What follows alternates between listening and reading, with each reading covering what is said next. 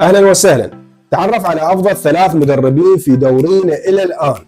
هذول الثلاثة ما راح تتوقعوهم منه. انتظروني لحد نهاية الحلقة وتعرفوهم.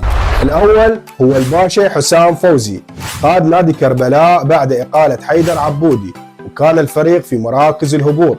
حقق الانتصار على الزوراء والكهرباء والقاسم، والآن الفريق في المركز ال15. المدرب الثاني هو ولي كريم، قاد نادي نوروز إلى الآن ب 17 مباراة، حقق 7 انتصارات وتعادل في 6 وخسر 4.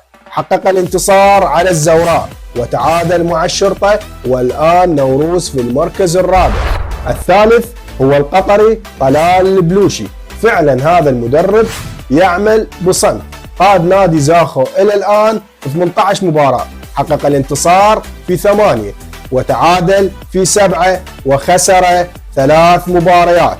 انتصر على الزوراء وتعادل مع الطلبة، والآن الفريق في المركز الثالث.